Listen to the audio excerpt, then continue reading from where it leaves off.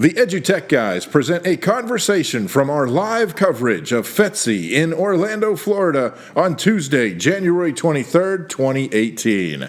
Enjoy the program. I'm Michelle Zimmerman, and I'm from Seattle, Washington, and I teach at a school called Renton Prep. So I have a background in learning sciences and human development, and then took that research and brought it directly into the classroom. So awesome. One of my goals is to be able to have the kids help research and design learning instead of me just doing the research and designing it. Mm-hmm. Hey, there you go. Put those kids to work. Well, it changes the way that they think about things, too, when you Sure. shift from being a student to a teacher, and then that shift from being a teacher to a researcher when they're working with someone younger. It's not necessarily a high technical level, but the thought process of going through and observing and being able to define things and communicate. Yeah, absolutely. That is a huge change. That's really cool. So is that what you just left your presentation, and it was over? Yes. That. Well, I have a couple. So the one today was another speaker wasn't able to make it, so I took over the topic for design thinking. But I've done a lot of that anyway, so I filled in for that one, and then I'm going to do one on HoloLens tomorrow with some students who will come in today. Oh, that's cool. That's awesome. I'm impressed because that's very cool. Yeah. So tell us the gist of your last session, so our listeners will know kind of what you talked about. Sure. So design thinking is something that can be ambiguous to some people, or it has background in looking at how you approach problems and solutions. Mm-hmm. And in this case, it started out with, why would we even want kids to know about design thinking or project-based learning? And looking to where we're going in the future in the next 5, 10, 15, 20 years with technology progressing the way it is, there are more reports coming out saying that possibly up to 40% of jobs as we know them will be automated. Sure. And if that's the case, what kind of jobs will we have? What will they look like? And one of the key components is the ability to learn, unlearn, relearn, and flexibility.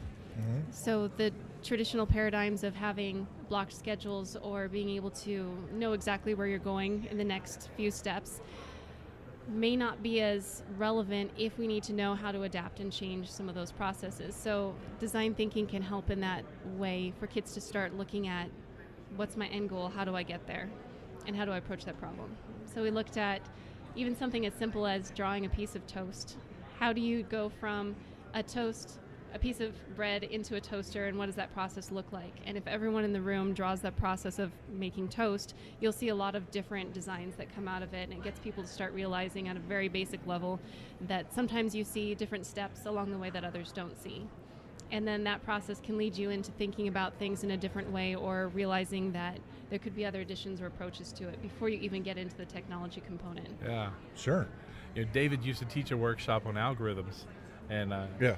He built peanut butter and jelly sandwiches. That just made me think of where we're moving forward in that process, and that's really awesome. And it puts the kids at a deeper level. Yes. So how quickly do you notice the kids moving to that level? I know it's going to be different and segmented depending on the population of the classroom and everything, but do they pick it up in this current generation? Probably pick it up faster than in the past, because of the influence of the speed of information that we're actually intaking at this point.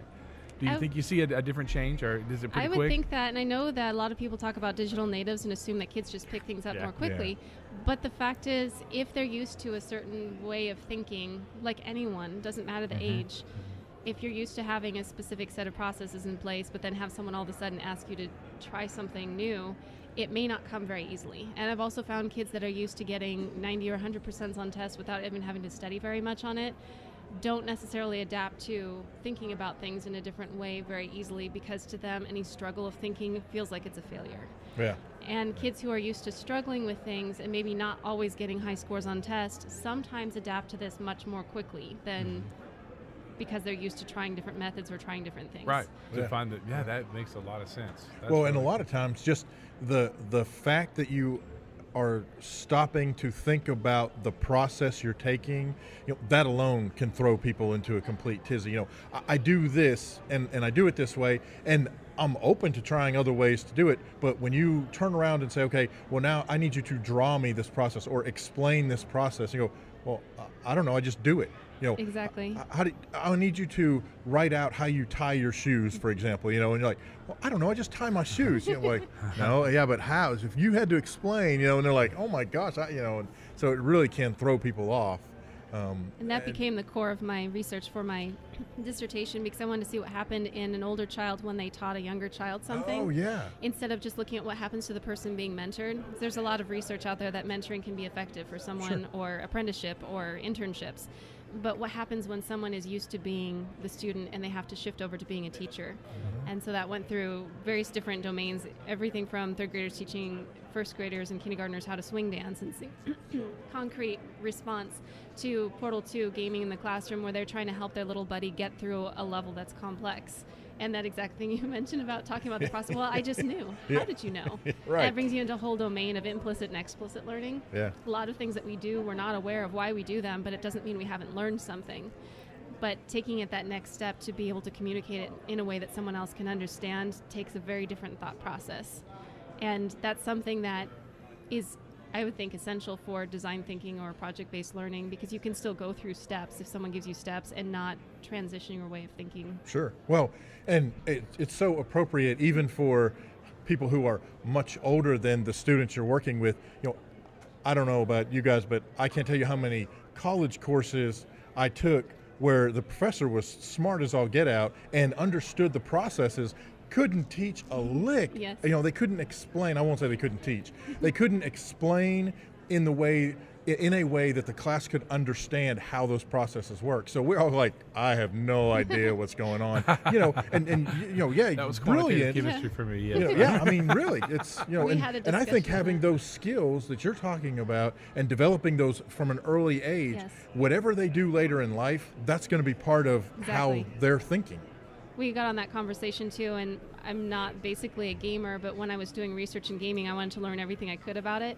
So I wanted to observe people playing games at first, and I trying to define the difference between a puzzle game, first-person shooter, and massive, all of those. So I thought I understood the progression with Portal 2, and I was like, okay, I've got it. And he said, try it. And I kept failing, and I was thinking, what's going wrong? Yeah. I'm watching the Right. process, I'm repeating it, but I was missing some of those really essential conceptual underpinnings. Yeah. And I then made that transition thinking about that with physics, because I had a love-hate relationship with physics. I love physics, but I hated the tests. Yeah. And I couldn't figure out why, because I thought I was good at math. I was getting good scores in math, and I thought I was good at understanding the concept. So what was going wrong? Yeah. And it was just like in the game, a conceptual gap there that knowing the process wasn't enough. I needed to know how to extract those pieces. Yep. So I found out that those kids, of the ones who maybe took 1 to 2 hours to try and solve the level the first time, compared to kids who got through immediately, I thought, okay, well, obviously quantitative data shows the amount of time that's taking them to get through. They must be the more experienced ones, or they're better at it. They were having a harder time later on because they intuitively knew some things that would get them through. But the ones who were really taking a long time getting through it and really frustrated had a lot more solid grasp of the conceptual underpinnings by the time they got to the more complex levels. They also were the ones who were more effective at helping their little buddy get through faster. So the ones who were really good at it, when they had their little buddy try and go through the level, they really struggled. So that matches what you were talking about. Yeah. Someone can have a lot of knowledge but not know how to take it and make it explicit for someone else. Yeah. That's, I man. have to tie that to music. I was a band director for a long time and a professional musician. So the kids that would come through and blow you away on an electric guitar, they're the ones that just picked it up naturally. Yeah. But they could not explain chord progressions. They could not teach a younger child. It came very easy to them. And then those that had to struggle and work at it became my really great players in the long run that, you know, could play Sokoviev and things like that. So yeah, we see it in everywhere we see it. But that's really interesting in the gaming. I'm not a gamer, David is. He's a Yeah, good gamer. that's- But so okay, let's keep jumping because so let's talk what else you have going on here. So how to paint 3D? Yes. Cool. Tell us about it. So we have a group of students that are coming in from a couple different classes in 3rd and 5th grade talking about different ways they've used it. The 1st grade class was also looking at molecules and then creating molecules with kindergartners and trying to look at that kind of space. We're wanting kids to be able to see a visual spatial component instead of just flat 2 dimensions, and even though it's on a flat screen, it's getting them into rotational Sure. and thinking about things from a different angle and perspective. As we start with that and those 3D models on a screen, we're transitioning into virtual mixed reality so that they can move around in space. As an educator, I want to know what different industries need for incoming professionals. Yeah. And I asked some of the people who are developing for virtual and augmented and mixed reality, and they say one of the challenges, a lot of their developers are used to developing for a flat screen, and they forget that they can look up or place things around. Even though they know it inherently, they're used to going about that pattern. So if I can start getting kids to think about things in multiple different perspectives and angles before they even get to those careers, it could be helpful. But at the same time, also helpful with imagining things in geometry or choreographing dance. Yeah. As you were mentioning earlier, too, the combination of having them work with younger kids and having them explain gets them to the point of being able to not only know how to be a teacher, but if they become parents someday, they'll have a better chance at being able to explain without feeling like I need to go to parenting class, because they start getting those foundational pieces. Yeah, that is awesome. So we had a guest earlier with 3D Bear. I don't know if you've heard of I that. just met him at the workshop. He was there. Yeah. Yes. What a neat piece. Yes. The creative piece that's there, but then the coding piece in the background, in the CAD to build the actual. Wow.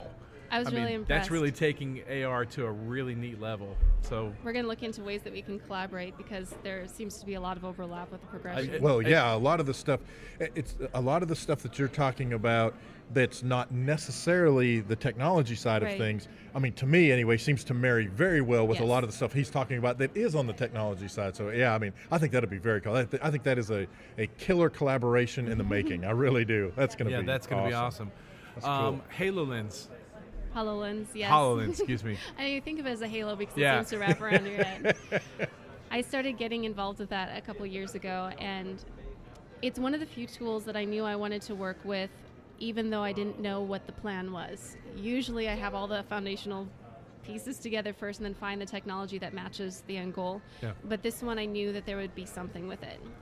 So what I'm doing right now is seeing what exists, what's possible, even if they're demos, and then pulling those things into curriculum in a meaningful way. So one example was with 9th and 10th graders, and actually 7th and 8th graders too. We're looking at Shakespeare and Julius Caesar. Oh, yeah. So what does that have to do with us now? And then we went into topic of artificial intelligence and machine learning, and basically one of those key components is having some ethical background, knowing how do you program these machines.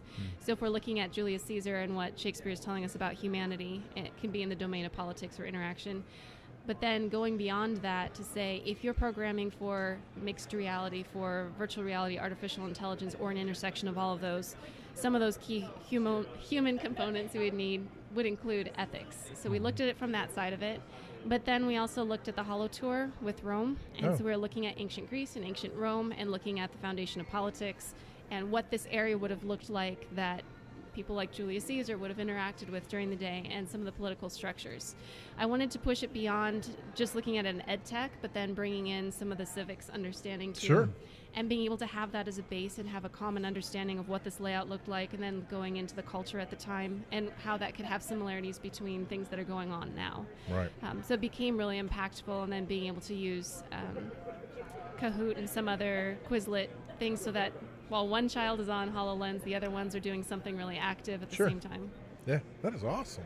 That's really cool. Very cool. Well, and by tying all those different pieces and parts together and relating it to what's happening today or what could be happening today, all of a sudden, they're talking about, ancient Greece, ancient Rome, and all this. Oh, what do I got to learn all this history stuff? And all of a sudden, oh, wait a minute, it's now relevant to what's going on today. Architecture and wait, politics. that's what so-and-so did. I just saw that on TV. I mean, yeah, it wasn't exactly the same, but it was kind of the same thing. Exactly. So, yeah, all of a sudden, you get those light bulbs to come on. And Seattle Shakespeare Company has plays for students at matinees, and they set it in current time, so you can see the weather and Ides of March and all of those that look like news reports and flashes. And that's cool. That's very cool. I've seen that done somewhere else. It might have been Seattle. That is awesome. Okay, so digital portfolios for teacher, personal brand. That's one of our big things. That's why we do this. But we don't get paid millions of dollars. We just do this so teachers and educators can share their stories and expand. Our big thing is expanding your narrative. It's time to make it bigger. So tell us about branding and teachers and PD and all that good stuff. Originally, I thought branding was just for marketing, and I thought, I'm a teacher, it doesn't have anything to do with me. But the more that I've been learning at the intersection of being able to volunteer some things with Microsoft and the Educator program, I started to see that, and then the Disney Institute for Business Excellence both had the way that you present yourself and the way that you tell the story about who you are can bring about some of the cultural changes that you want to see in your organization, because it shows what you stand for and who you are. And one of the best ways to do that is by making it really explicit and being able to tell that story. Yep. When you shift with technology from one perspective or textbook based only, if families aren't used to seeing technology in the classroom that way, it may be a hard shift. And by having those stories really explicit about the positive outcomes, the way that kids are developing empathy, and it's not just sitting behind a computer screen, that they're using those tools to amplify a positive voice, those stories become critical in helping parents to see the value of bringing technology into the classroom. Without documenting those and getting them out, it's harder to convey it in just words. So media helps that. And by having the other teachers in a school help create those stories in each of those classes, you start to see a consistency across the board. It also gives the kids a chance to see a role model of someone who's using social media or digital in a positive way, and then they start modeling those, and their voice can get amplified in a positive way and build that into digital citizenship things too. Yeah, exactly. That's really cool. We talk about branding a lot. I have a graduated college student, a daughter who's a senior in high school, and we talk about branding a lot. And I relate it back to the past.